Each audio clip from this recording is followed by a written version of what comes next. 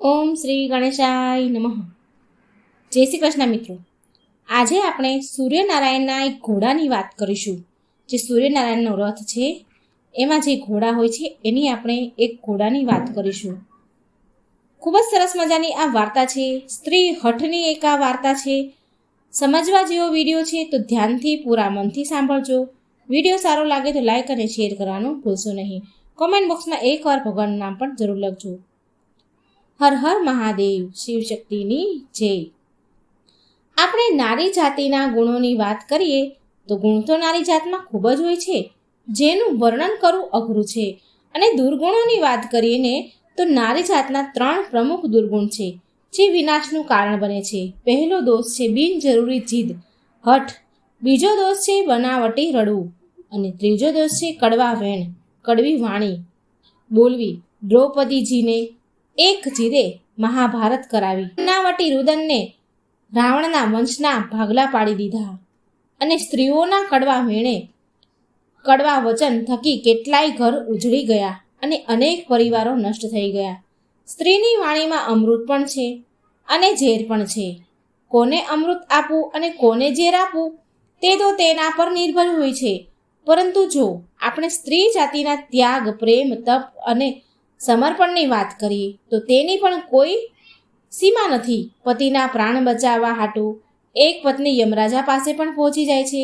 અને દોષની વાત કરીએ જ તો પોતાના જ પતિના મૃત્યુનું કારણ પણ સ્વયં બની જાય છે. એવા પણ અનેક દાખલાઓ ઉપલબ્ધ છે. તેવી જ આ એક વાર્તા કથા છે. આ વાર્તાનો વિડીયો બનાવવામાં ખૂબ જ મહેનત લાગી છે. માટે વાલા મિત્રો, આ અદ્ભુત પ્રાચીન રહસ્યમય વાર્તા કથાને અંત સુધી સાંભળજો. તમને ખૂબ જ રસ પડશે અને ગમશે. એક શીખ રૂપી વાર્તા છે. આ ખૂબ જ પ્રેરણાદાયક વાર્તા છે. માટે તમે અંત સુધી આ સાંભળજો. એક નગર અને એક નગરનો રાજા ખૂબ જ બુદ્ધિશાળી, બહાદુર, નીતિવાદી પ્રજાપાલક રાજા અને રાણી વચ્ચે ખૂબ જ પ્રેમ હતો. અપાર પ્રેમ. તમામ પ્રકારની સુખ સુવિધાઓ ઉપલબ્ધ હતી. એમ હોવા છતાં પણ તે રાજા રાણી દુઃખી રહેતા હતા, કારણ કે તેમને કોઈ સંતાન ન હતું. અને એ જ કારણથી રાજા અને રાણી દુઃખી હતા કે તેઓનું રાજ્ય કોણ સંભાળશે. વારસાગત તો હોવું જરૂરી છે ને. ત્યારે દાસી આવીને રાણીને કહે છે કે રાણીબા, દરવાજે એક સંન્યાસી આવ્યા છે, થોડું દાન પુણ્ય કરી દો. ત્યારે રાણી કહે છે કે દાન ધર્મ કરીને તો હું થાકી ગઈ. હું આજે આ મારું છેલ્લું દાન પુણ્ય હશે. આજ પછી હું ક્યારે દાન પુણ્ય નહીં કરું. આટલું કહીને રાણીએ એક ટોપલીમાં અનાજ લઈને સંન્યાસી પાસે જાય છે અને સંન્યાસીની જોડીમાં અનાજ નાખવા આગળ વધે છે. ત્યારે સંન્યાસી રાણીનું દુઃખ સમજી ગયા. રાણીના દુઃખને સંન્યાસી કળી ગયા અને પૂછ્યું કે હે રાણી, તમને શું દુઃખ છે? તમને જોઈને મને દેખાઈ રહ્યું છે કે તમે ખૂબ જ દુઃખી લાગી રહ્યા છો. ત્યારે આંખમાં આંસુ સાથે રાણી કહે છે, મહાત્માજી, મારી પાસે બધું જ છે. તમામ પ્રકારની સુખ સુવિધાઓ ઉપલબ્ધ છે, પણ સંતાન નથી. લાખો પ્રયત્નો કર્યા, પરંતુ એમ છતાં પણ એ બધા પ્રયત્ન મારા વ્યર્થ ગયા.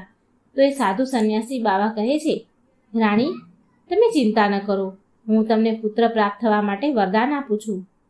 ટૂંક જ સમયમાં એક પુત્ર તમારા ખોળામાં રમતો છે.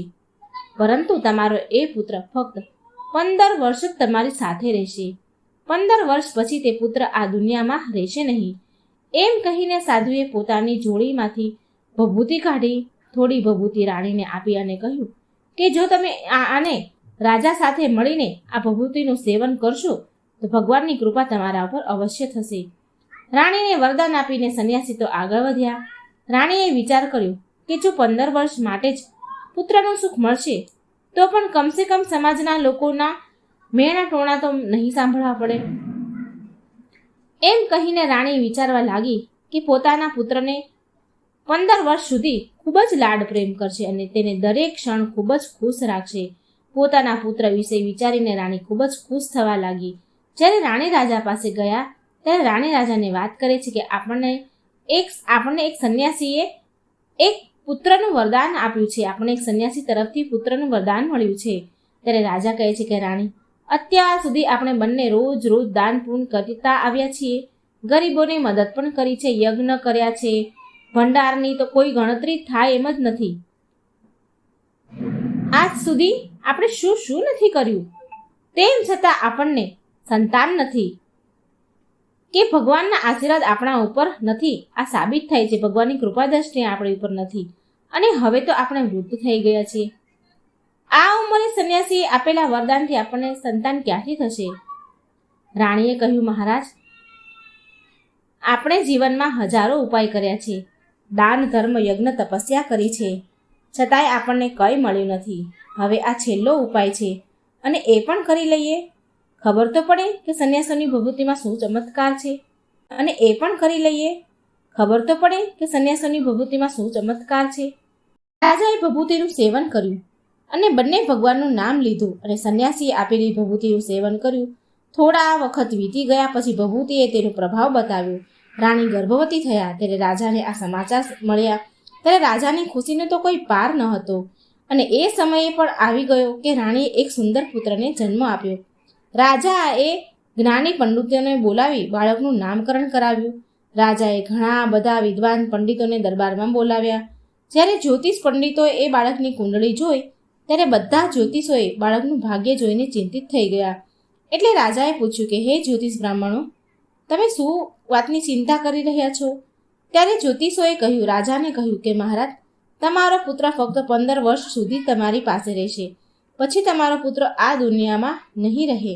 સાધુ સંન્યાસીઓએ પણ આ વાત કહી હતી અને હવે જ્યોતિષોએ પણ એના ઉપર આ બધી વાત કરી, એના ઉપર મોહર લગાવી દીધી કે આ વાત સાચી છે. ભગવાનની ઈચ્છા સમજીને રાજા અને રાણી તે બાળકને ઉછેર કરવાનું શરૂ કરે છે. રાજા રાણી વિચાર કરે છે કે નિસંતાન હોવા કરતાં 15 વર્ષ સુધી તો સંતાનનું સુખ મળશે. એ પણ ખૂબ જ સારું. રાજ પરિવારમાં ઉછરીને બાળક મોટો થવા લાગ્યો. ધીમે ધીમે બાળક 5 વર્ષનો થયો. પછી રાજાએ રાજકુંવરને એક વિદ્વાન આચાર્ય પાસેથી શિક્ષા આપવાનું ચાલુ કર્યું અને તેને વેદ અને શાસ્ત્રોનો અભ્યાસ કરાવ્યો. હવે ધીરે ધીરે રાજકુમાર 12 વર્ષનો થઈ જાય છે અને તે જ સમયે રાજાને એક સારી રાજકુમારી મળી ગઈ. તો રાજકુમારના વિવાહ એ રાજકુમારી સાથે કરાવી દીધા. ત્યાં સુધી રાજકુમાર 14 વર્ષનો થઈ જાય છે. પછી એક દિવસ રાજકુમારે તેના પિતાને કહ્યું કે પિતાજી, મારે આપણા સમગ્ર રાજ્યમાં ફરવું છે. આજ સુધી હું આપણા મહેલની બહાર નથી નીકળ્યો. પુત્રની વાત સાંભળીને રાજા ચિંતામાં પડી ગયા, કારણ કે રાજકુમારનું 14મું વર્ષ શરૂ થયું હતું. હવે કોઈ મોટી દુર્ઘટનાનો, કોઈ અનહોની ઘટના ઘટવાનો ભય હતો. એટલે રાજાએ તેમના ચહેરા પર બનાવટી હાસ્ય સાથે પુત્રને કહ્યું, હા પુત્ર, તારે બહાર જવું જોઈએ. તારે આપણા રાજ્યની મુલાકાત લેવી જોઈએ અને આપણા રાજ્યની પ્રજાના સુખ દુઃખ જોવા જોઈએ કે આપણા રાજ્યની પ્રજા દુઃખી તો નથી ને? કારણ કે બેટા, મારા મૃત્યુ પછી તારે જ આ રાજ્ય સંભાળવાનું છે. તારે આ રાજ્યનો રાજા બનવાનું છે. પણ બેટા, એક વાતનું ધ્યાન રાખજે, તું ગમે તે જોવે, ગમે ત્યાં જાય, ગમે તે કરે, તેની વાત તારી પત્નીને ક્યારેય ન કરતો. એટલે રાજકુમાર કહે છે, ઠીક છે પિતાજી, તમે જે કહેશો તે જ હું કરીશ. રાજકુંવર આખો દિવસ તેની પત્ની સાથે વાતો કરતો, તેની સાથે હસી ખુશીની ક્ષણો વિતાવતો અને રાત્રે બરાબર 12 વાગે એટલે પલંગમાંથી ઉઠીને મહેલની બહાર જાય અને સવાર થતાં પહેલાં આવી જાય અને રાજકુમાર તેના પલંગ પર પાછો સૂઈ જાય છે. તેની પત્ની જાગે છે, જુએ છે તો પલંગ ઉપર રાજકુમાર નથી. એ વિચાર કરે છે કે તેનો પતિદેવ પથારીમાં તો નથી ને, પછી ક્યાં ગયા હશે? પથારીમાં તો છે નહીં, હવે ક્યાં હશે? તે આખા રાજમહેલમાં તપાસ કરે છે, પરંતુ એ રાજકુમાર, તેનો પતિ મળતા નથી. તે ખૂબ જ દુઃખી, હેરાન થઈ જાય છે. આવું બીજી રાત્રે, ત્રીજી રાત્રે, ચોથી રાત્રે આ સિલસિલો ચાલુ જ રહ્યો અને રાજકુમાર રાત્રે 12 વાગે મહેલની બહાર નીકળી જાય અને સવાર થાય ત્યાં એ પહેલાં આવીને પોતાના પલંગ પર સૂઈ જાય. રાજકુંવરની પત્ની વિચારે કે મારા પતિ કોને મળવા જતા હશે, ક્યાં જતા હશે? એના પતિને પૂછવાની એની હિંમત ચાલતી ન હતી. રાજકુમારની પત્ની ખૂબ જ ચિંતામાં પડી ગઈ. એ આખરે મારા પતિ રોજ રાતે કોને મળવા જતા હશે? આવા અનેક પ્રકારના વિચારો રાજકુમારીના મનમાં ચાલી રહ્યા હતા. સાસુ સસરાને કહેવાનું મન તો થયું, પણ કુળની લાજ મર્યાદા વચ્ચે આવતી હતી. એટલે રાજકુમારીની પત્ની આ બાબતે ખૂબ જ વિચારી કરી રહી હતી અને ચિંતામાં રહેવા લાગી. એટલે બધા ચિંતિત રહેવા લાગી. એટલી બધી ચિંતામાં રહેવા લાગી કે કંઈ પણ ખાવા પીવાનું એને મન થતું નહીં. ધીરે ધીરે રાજકુમારે શરીરથી સુકાઈ ગઈ, દુબળી પડી ગઈ, કારણ કે રાજકુમારી તેના પતિની ચિંતા કરતી હતી અને એક સ્ત્રી માટે પોતાના પતિથી મોટી કોઈ ચિંતા નથી હોતી. તે રાજ્યમાં એક વૃદ્ધ માલણ ફૂલ વાળી રહેતી હતી. તે હંમેશા નાની રાણીને જાત જાતના ફૂલ આપવા આવતી હતી. એક દિવસ વૃદ્ધ માલણ ફૂલ આપવા મહેલમાં આવી તો એ વૃદ્ધ મહિલાનું ધ્યાન નાની રાણી પર પડે છે. તો તે નાની રાણીને પૂછે છે કે રાજકુમારીને પૂછે છે કે તમને શું દુઃખ છે? નાના રાણીબા, તમે આટલા દુબળા કેમ છો? કેમ દુબળા પડી ગયા છો? દિવસે ને દિવસે તમારું શરીર સુકાઈ રહ્યું છે. ત્યારે રાજકુમારીએ નાની રાણીએ દિલ ખોલીને બધી જ વાત એ માલણને કહી કે હે વ્રજ માતાજી, હું તમને શું કહું? રોજ રાતે મારા પતિ રાજકુમાર પલંગમાંથી ઉઠીને ક્યાંક જાય છે અને સવારે પાછા આવી જાય છે, સૂઈ જાય છે પલંગમાં. આ કારણે હું ખૂબ દુઃખી છું. મને મનથી ખૂબ જ તકલીફ થાય છે. આ કારણે તો મેં મારો આહાર પણ હવે બંધ કરી દીધો છે. હું પાણી સિવાય કંઈ પણ નથી લેતી, એટલે હું આટલી સુકાઈ રહી છું. રાજકુમારની વાત સાંભળી પછી માલણ રાજકુમારીને કહે છે, ઉપાય બતાવે છે કે દીકરી, તું જે કહું તેમ કર, હું કહું એમ કર.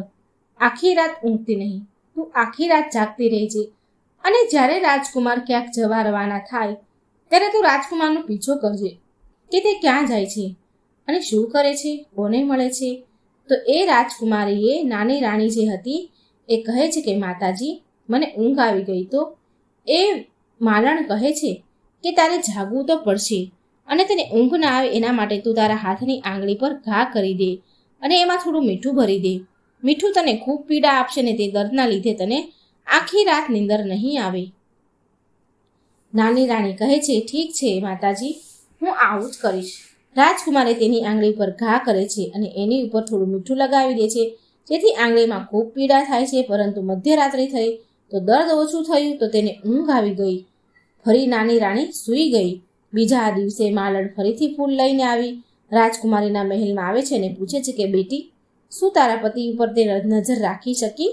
જ્યારે રાજકુમારી ઉત્તર આપે છે નાની રાણી કે ના માતાજી, પીડાના કારણે હું અડધી રાત સુધી જાગતી રહી, પરંતુ પીડા જ્યારે થોડી ઓછી થઈ તો હું સૂઈ ગઈ. મને નીંદર આવી ગઈ અને મને નીંદર ક્યારે આવી એ મને ખબર જ ન પડી અને મારા પતિ ક્યારે ગયા એ હું જાણી ન શકી. માલણ કહે છે કે બેટી, તું દુઃખી ન થા, ભગવાન તારી મદદ જરૂર કરશે. તો આજ રાત્રે તારા હાથ પર ઘાને વધુ મોટો કર અને તેમાં મીઠું વધારે ભરી દે. તને અસહ્ય પીડા થશે, આખી રાત નીંદર નહીં આવે અને જ્યારે તારા પતિ રાત્રે પથારીમાંથી ઉઠે અને રાજમહેલની બહાર જવા લાગે ત્યારે તે જ સમયે તું તારા પતિનો રસ્તો રોકી લેજે, આડી ઊભી રહેજે અને તારા પતિને પૂછજે કે તમે ક્યાં જાઓ છો. રાજકુમારીએ વ્રજમાલણને કહ્યું, ઠીક છે માતાજી, આજ હું એમ જ કરીશ. અને તે રાજકુમારીએ નાની રાણીએ બિલકુલ ઊંઘ ન આવી તે દિવસે એને બરાબર ઘા કર્યો અને એમાં મીઠું ભરી દીધું, એટલે ઊંઘ્યા નહીં. જ્યારે મધરાત્રિ થઈ ને રાજકુમાર ઉઠીને મહેલની બહાર જાય છે કે તેની પત્ની દોડતી આવે છે અને તેનો રસ્તો રોકી લે છે. પૂછે છે, તમે ક્યાં જાઓ છો? તમે આમ અડધી રાત્રે રોજ કોને મળવા જાઓ છો? આજે તમારે મને આ વાત તો જણાવવી જ પડશે. રાજકુમાર કહે છે કે પ્રિય, જો હું આ રહસ્ય તને કહી દઈશ તો હું તને ફરીથી જોવા નહીં મળું.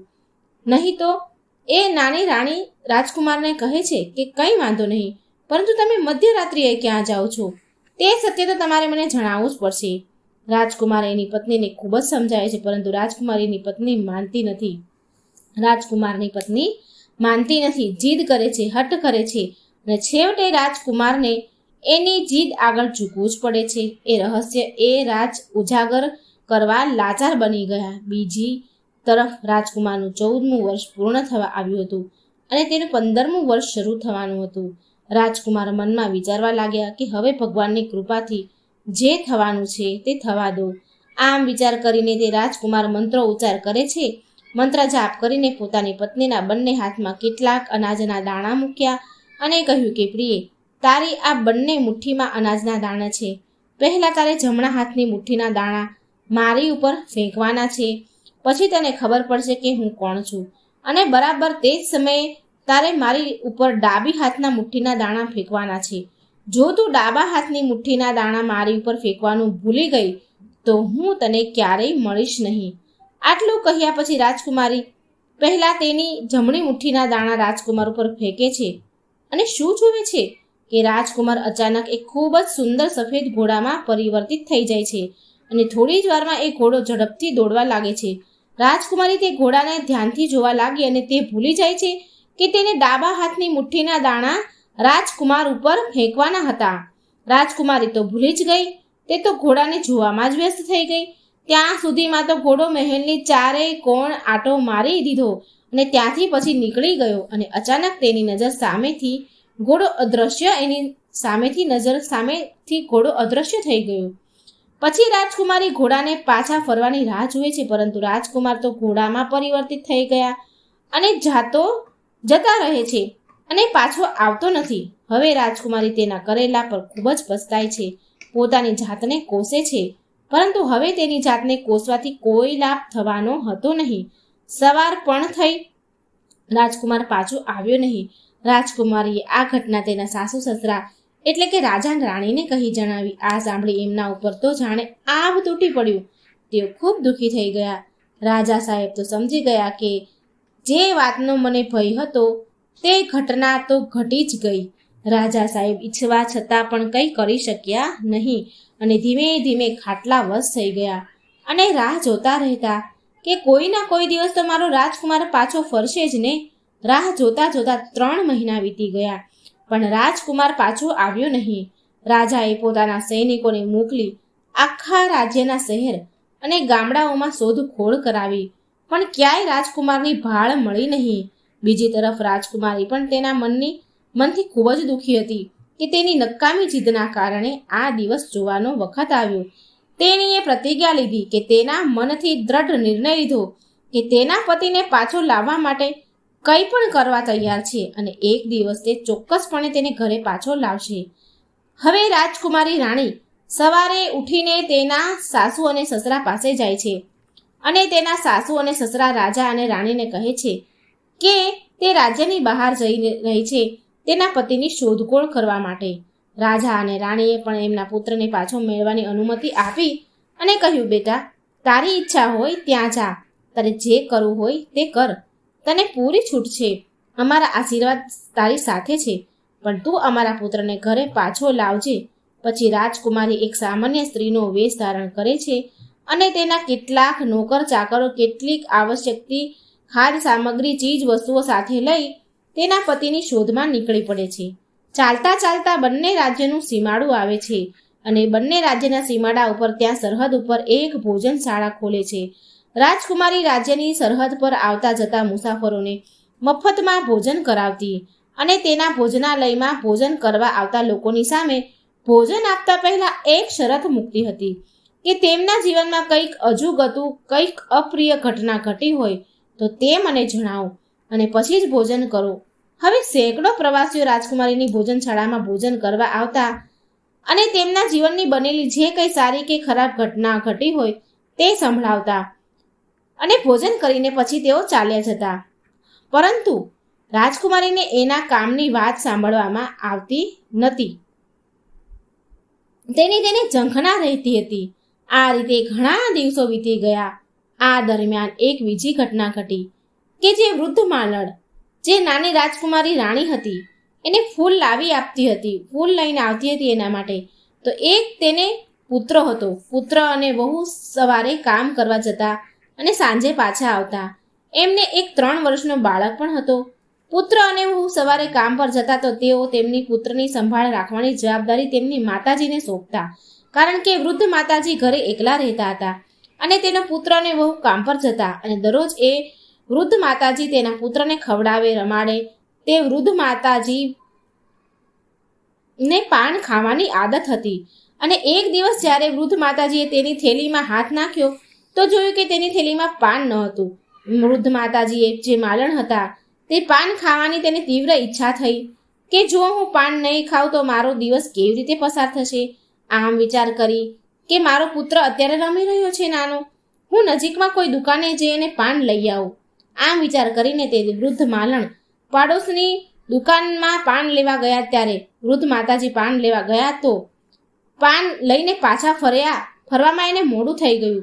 સમય થોડો વધારે લાગી ગયો. ત્યાં સુધીમાં તો એ માતાજીનો જે છોકરો નાનો હતો,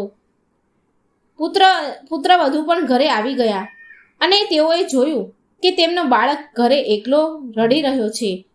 પોતાના બાળકને એકલા જોઈને પુત્ર અને વહુને ખૂબ જ ગુસ્સો આવ્યો, કારણ કે એણે એની સાસુને, એ વૃદ્ધ માલણને છોકરાની જવાબદારી સોંપી હતી અને એકલો મૂકીને એ પાન લેવા જતા રહ્યા એ છોકરાને મૂકીને. એટલે એમના છોકરાને અને વહુને બહુ ગુસ્સો આવ્યો. ગુસ્સાથી લાલ પીળા થયા. ત્યાં સુધીમાં તો વૃદ્ધ માતાજી પાન લઈને ઘરે આવ્યા. ત્યારે પુત્રએ પૂછ્યું કે માં, તું આમ એકલા બાળકને મૂકીને ક્યાં ગઈ હતી? માલણ બોલ્યા કે બેટા, તને તો ખબર છે કે મને પાન ખાવાની આદત છે, ટેવ છે મને, તો હું પાડોશની દુકાનમાં પાન લેવા માટે ગઈ હતી. દીકરાએ કડક શબ્દોમાં સૂચના આપી કે માં, આજ પછી તું મારા દીકરાને એકલો મૂકીને ક્યાંય ન જતી. કહે છે, સારું બેટા, ફરી આવી ભૂલ નહીં થાય. બીજા દિવસે વૃદ્ધ માતાજી તે વાત ભૂલી ગયા અને ફરીથી પાન લેવા ગયા. ત્યારે તેનો દીકરોને બહુ કામ પરથી પાછા આવ્યા ત્યારે તેમણે જોયું કે તેનું બાળક ફરીથી એકલો રડી રહ્યું છે. આ દ્રશ્ય જોઈને વૃદ્ધ માતાજીના દીકરાએ અને વહુએ ગુસ્સાની એની કોઈ સીમા ન રહી. એટલે વૃદ્ધ માતાજીએ માલણને ઘરની બહાર કાઢી મૂક્યા અને દરવાજો બંધ કરી દીધો. હવે એ વૃદ્ધ માલણ રાત્રે ઘરની બહાર એકલી બેસી રડતી હતી. જ્યારે તેના દીકરા અને વહુએ દરવાજો ન ખોલ્યો ત્યારે અંતે થાકીને વૃદ્ધ માલણ આગળ ચાલવા લાગ્યા. ધીમે ધીમે જંગલ તરફ જઈ રહ્યા હતા. પછી એણે એ વૃદ્ધ માલણે જોયું કે એક વિશાળ ગાય સામેથી આવી રહી છે. ગાયને જોઈને વૃદ્ધ માતાજીએ વિચાર કર્યો કે જો હું આ ગાયની પાછળ ચાલું તો આ ગાય મને કોઈ ગામમાં લઈ જશે. આમ વિચાર કરીને વૃદ્ધ માતાજી ગાયની પાછળ ચાલવા લાગ્યા. ધીમી ગતિએ આગળ વધી રહી હતી ગાય, અને થોડે દૂર ગયા પછી એક મોટો પથ્થર આવ્યો. ગાયે એ પથ્થરને પાસે આવી અને થોભી ગઈ. તેના શિંગડા વડે તે પથ્થરને હટાવ્યો ગાયે કે તરત જ પાતાળ લોકનો રસ્તો ખુલ્યો. ગાય પાતાળ લોકમાં જવાનો માર્ગ જવા લાગી અને વૃદ્ધ માતાજી તે માલણ પોતાની આંખોથી આ દ્રશ્ય જોઈ રહ્યા હતા. વૃદ્ધ માલણે આ પાછળ ગાયની પૂંછડી પકડી લીધી અને તે ગાયની સાથે ચાલવા લાગ્યા. આગળ જતા તે માલણ ગાયની પૂંછડી છોડી દીધી અને વૃદ્ધ માતાજી આશ્ચર્યચકિત થઈને જુએ છે નજારા જોઈને તેની આંખો ફાટી ગઈ. દરેક જગ્યાએ ઘણા બધા દીપક પ્રગટી રહ્યા હતા. મોટા દીપક ઝગમગી રહ્યા હતા અને તેમાંથી વિવિધ પ્રકારના પ્રકાશ નીકળી રહ્યા હતા.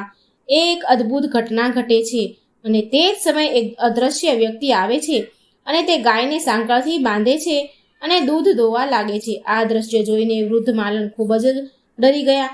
મનમાં વિચાર કરે છે કે આજે હું ક્યાં અટવાઈ ગઈ. વૃદ્ધ માતાજી સંતાવા માટે એને કોઈ જગ્યા શોધે છે અને કોઈ ખૂણો શોધી અને સંતાઈ જાય છે. થોડી વાર પછી જુએ છે કે એક સુંદર ભૂરો ઘોડો આવે છે અને એક નાના કુંડામાં એ કૂદકો મારે છે કે એ કુંડામાં પડ્યા પછી અચાનક એ ઘોડા પોતાનું રૂપ બદલે છે. ઘોડામાંથી એક સ્વરૂપ ભગવાન રાજકુમારનું રૂપ ધરે છે, ભગવાન જેવું રૂપ ધરે છે. પછી સારું રજવાડી પોશાક પહેરે છે. થોડા અંતરે એક પલંગ બનાવવામાં આવ્યો હતો. રાજકુમાર એ પલંગ ઉપર જઈને બેસી જાય છે ત્યારે અચાનક તેની સામે એક સુંદર ભોજનનો થાળ આવે છે. રાજકુમાર તે જ પલંગ પર બેસીને ભોજન કરે છે. ત્યાં રાજકુમારના રૂમમાં એક પોપટ રહેતો હોય છે. પોપટ આવીને રાજકુમારની સામે બેસી જાય છે. પછી રાજકુમાર પોપટ તરફ જુએ છે અને પૂછે છે કે પોપટ, મારા માતા પિતા પૃથ્વી પર શું કરે છે? ત્યારે પોપટ રાજકુમારને ઉત્તર આપે છે કે રાજકુમાર, પૃથ્વી પર તમારા માતા પિતા આ સમયે ખૂબ જ દુઃખી હાલતમાં છે. તેઓ તેના પુત્રના વિયોગમાં ખૂબ જ દુઃખી છે, રડી રહ્યા છે. પછી રાજકુમાર પૂછે છે કે પોપટ, આ સમયે મારા રાજ્યની સંભાળ કોણ રાખે છે અને મારી પત્ની શું કરે છે? પછી પોપટ કહે છે કે તમારું રાજ્ય તમારો પ્રધાન ચલાવી રહ્યો છે અને તમારી પત્ની રાજકુમારીએ રાજ્યના સીમાડા ઉપર ભોજનશાળા ખોલી છે અને ત્યાં આવતા જતા પ્રવાસીઓને ભોજન કરાવે છે. ત્યાં ભોજન કરવા આવતા અને પોતાની કામની વાત પૂછે છે અને પછી તેમને મફતમાં ભોજન કરાવે છે. આ બધું જોઈને વૃદ્ધ માલણ આશ્ચર્ય એનો કોઈ પાર ન રહ્યો. તેને ભૂખ કે તરસની પણ ખબર ન હતી. હવે તે શું કરું તે સમજી શકતી ન હતી. આખી રાત આ રીતે પસાર થઈ. સવારે રાજકુમાર ફરીથી ઘોડામાં પરિવર્તિત થઈ ગયા અને ઘોડો ક્યાં ગયો તે વૃદ્ધ માતાજીને ખબર ન પડી. પછી પાતાળ લોકમાંથી બહાર નીકળવા દોડતી ગાય આવી અને એને પછી વૃદ્ધ માતાજીએ વિચાર કર્યો કે હું આ ગાય સાથે પાતાળ લોકમાં આવી છું, તો તેથી હવે મારે આ ગાયની સાથે જ બહાર જવું જોઈએ, નહીં તો ખબર નહીં મારે સાથે શું ઘટના ઘટી શકે છે. પછી એ વૃદ્ધ માલણ તે ગાયની પાછળ દોડી અને ઝડપથી ગાયનું પૂંછડું પકડ્યું અને ગાયની સાથે સાથે પૃથ્વી પર આવી અને તે પાતાળ લોકની બહાર નીકળી જાય છે. પછી પાતાળ લોકનો રસ્તો પથ્થરથી ફરીથી બંધ થઈ ગયો.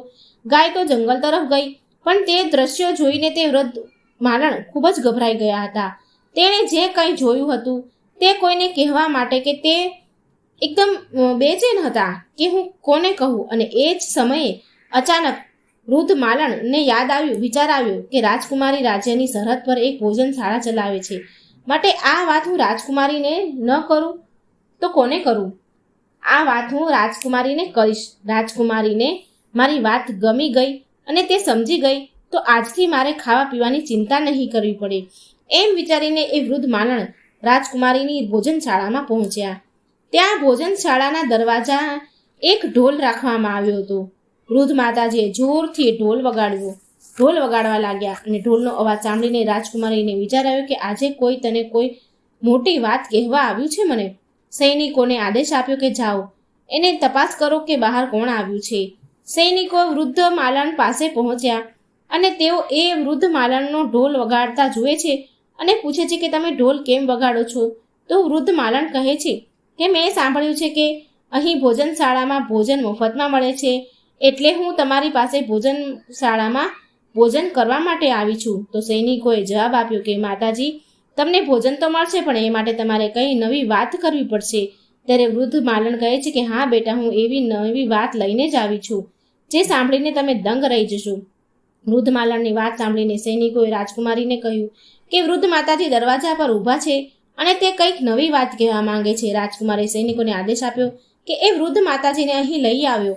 તેમની સાથે ખૂબ જ આદરપૂર્વક વર્તન કરજો અને એમની સારી રીતે સેવા કરજો.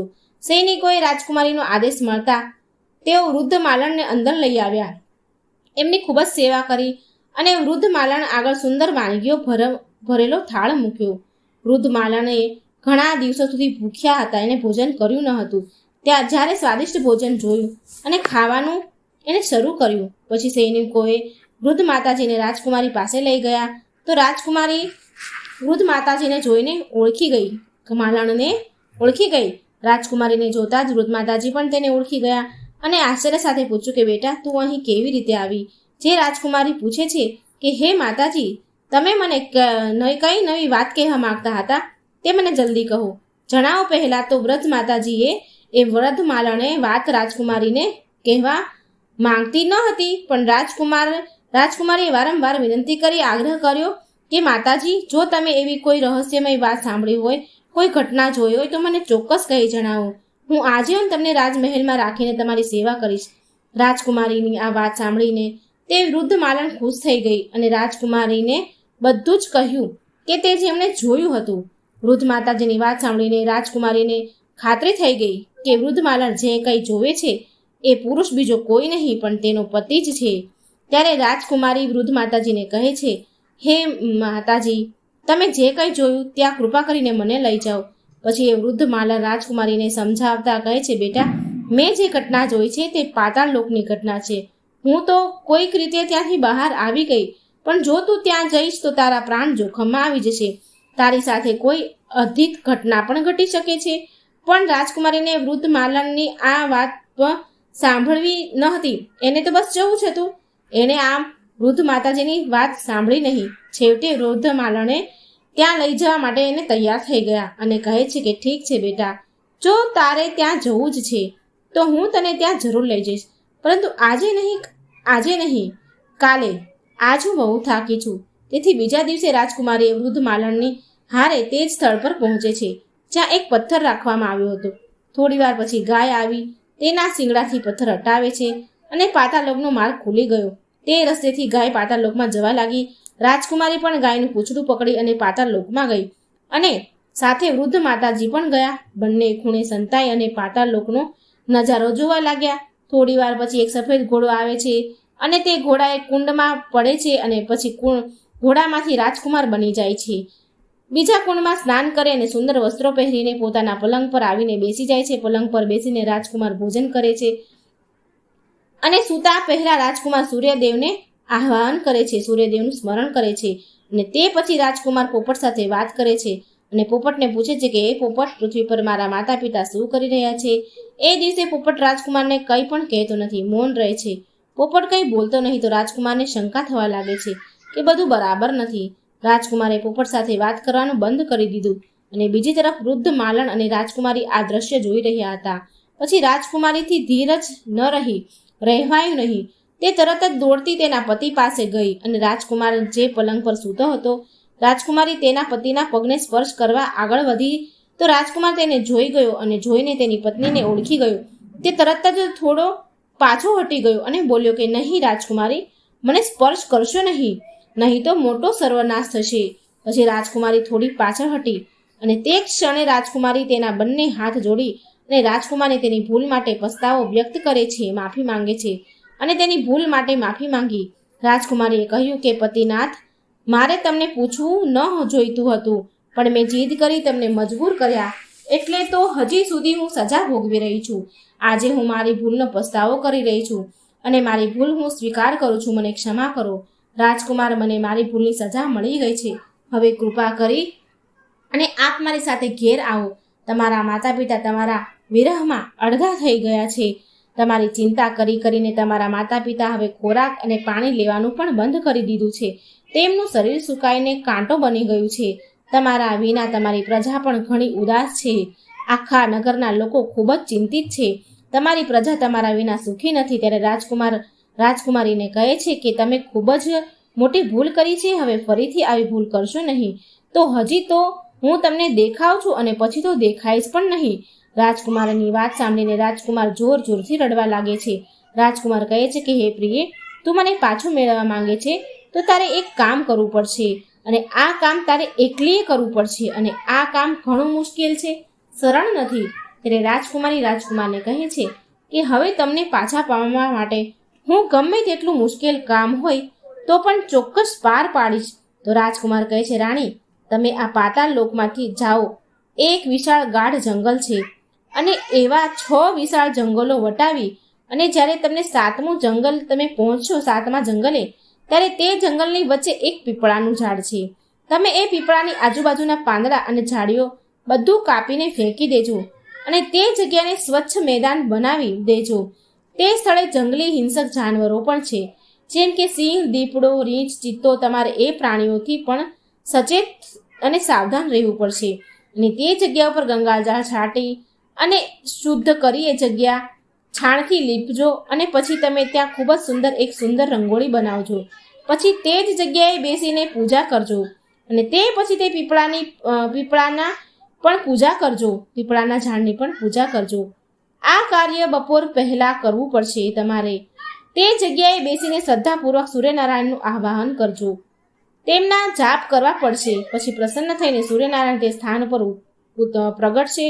એટલે પ્રગટ થાય પછી સૂર્યનારાયણ તે સ્વચ્છ સ્થાનને જોઈને ખૂબ જ પ્રસન્ન થશે અને કહેશે કે જેણે આ કાર્ય કર્યું છે હું તેને ઈચ્છિત વરદાન આપીશ.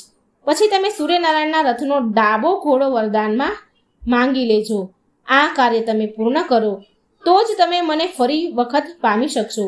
આટલું કહી રાજકુમાર પોતાના પલંગ પર સૂઈ ગયા અને રાણી રાજકુમારી સવાર પડવાની રાહ જોવા લાગ્યા. સવાર પડતા જ ગાય દોડતી આવે છે અને પાતાળ લોકથી બહાર જાય છે.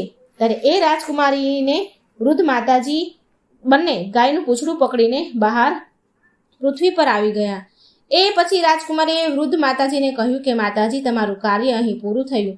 તમે હવે ભોજનશાળામાં જાઓ અને હું અહીંથી જંગલમાં જઈશ. પછી રાજકુમારી જરૂરી ચીજ વસ્તુઓની લઈ રક્ષા માટે શસ્ત્રો જેવા કે હાથમાં તલવાર લઈ અને રાજકુમારી 6 જંગલોને પાર કરી અને 7મા જંગલમાં પહોંચ્યા.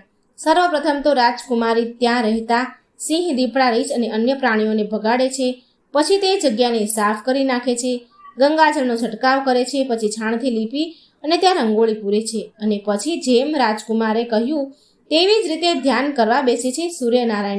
સૂર્યનારાયણનું સ્મરણ કરે છે, આહ્વાન કરે છે અને બરાબર 12 વાગે છે તો સૂર્યનારાયણ રથ અને એ જ વૃક્ષની પાસે આવીને અટકે છે. જ્યારે સૂર્યનારાયણ એ રથમાંથી નીચે જુએ તો ત્યાં પવિત્ર વાતાવરણ જોઈને પોતે સૂર્યનારાયણ ખૂબ જ પ્રસન્ન થઈ ગયા અને કહ્યું કે જેણે પણ આ કાર્ય કર્યું છે તેને હું ઈચ્છિત વરદાન આપીશ. સૂર્યનારાયણ નીચે આવ્યા તો રાજકુમારી તેમની સમક્ષ જઈ અને હાથ જોડીને ઊભી રહી અને કહ્યું કે હે પ્રભુ, આ સ્થળને સ્વચ્છ મેદાન મેં કર્યું છે. તો સૂર્યનારાયણ કહે છે કે તારું આ કાર્ય જોઈને હું ખૂબ પ્રસન્ન થયો છું. જે માંગવું હોય તે વરદાન માંગી લે.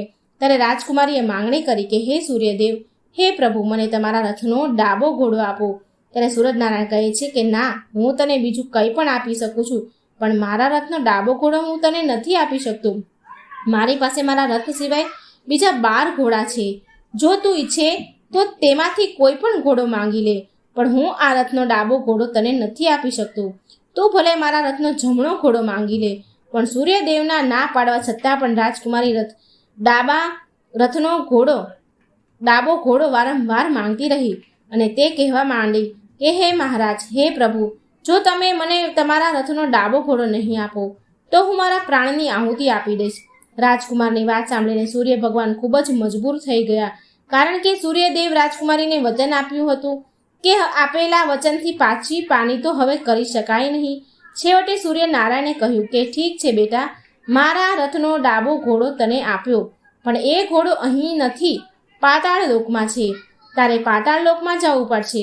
રાજકુમારે કહ્યું કે હે સૂર્યદેવ, હું ક્યાંય પણ જવા તૈયાર છું. પછી સૂર્યદેવ તો વરદાન આપીને અંતર્ધ્યાન થઈ ગયા. રાજકુમારી પછી વૃદ્ધ માલણ પાસે જાય છે અને કહે છે કે આપણે હવે છેલ્લી વખત પાતાળ લોકમાં જવું પડશે. સાંજ પડતા રાજકુમારી અને માલણ એ પથ્થર હટાવે છે અને આવીને ઊભા રહી જાય છે. સાંજ પડે એટલે ગાય આવી. ગાયે તેના શિંગડાથી પથ્થર હટાવ્યો અને પથ્થર હટતા જ પાતાળ લોકનો દરવાજો ખુલ્યો. રાજકુમારી અને વૃદ્ધ માતાજી ગાયનું પૂંછડું પકડી અને પાતાળ લોકમાં આવ્યા. ત્યારે ભોજન કરીને રાજકુમાર પોપટની સાથે વાતો કરી રહ્યા હતા. પોપટ, મારા માતા પિતાનો શું હાલ છે? ત્યારે પોપટે કહ્યું, રાજકુમાર, તમારા માતા પિતા તમારી ચિંતામાં હવે મૃત્યુના હારે છે. આ સાંભળીને રાજકુમારની આંખોમાં આંસુ આવી ગયા. પછી રાજકુમાર પૂછે છે કે પોપટ, મારું રાજ્ય કોણ ચલાવે છે? પોપટ કહે છે, તમારો પ્રધાન સેવક તમારું રાજ્ય ચલાવે છે. છળ કપટ બેઈમાની કરી અને રાજ્યની તિજોરી ખાલી કરી રહ્યો છે. તે પ્રજા ઉપર ખૂબ જ અત્યાચાર કરી રહ્યો છે, જુલમ કરી રહ્યો છે. પોપટના મુખેથી આવી વાત સાંભળી અને રાજકુમારને ખૂબ જ ક્રોધ આવી ગયો. પછી રાજકુમાર પૂછે છે કે પોપટ, મારી પત્ની શું કરે છે? આ પ્રશ્ન પછી પોપટ કશું બોલતો નથી. તે સાવ ચૂપ થઈ ગયો. હવે રાણીનો સંયમ તૂટવા લાગ્યો. તે દોડીને તેના પતિની સમક્ષ આવી અને એ જ સમયે રાજકુમાર રાણીને કહેવા લાગ્યા કે હે રાજકુમારી, હવે હું તમને પ્રાપ્ત થઈ ગયો છું. તમે મારી તપસ્યા અને ભક્તિથી મને જીતી લીધો છે, મને ફરીથી પામી લીધો છે. ત્યારે રાજકુમારી રડતા રડતા કહે છે કે હે નાથ, તમે હવે પાછા ઘોડો તો નહીં થઈ જાઓ ને? ત્યારે રાજકુમારે જવાબ આપ્યો કે ના રાણી, હવે સૂર્ય ભગવાન તરફથી તમે મને મુક્ત કરાવી દીધો છે, તેથી હવે હું ફક્ત તમારો જ છું. હવે હું ફરી ક્યારેય ઘોડો નહીં બનું.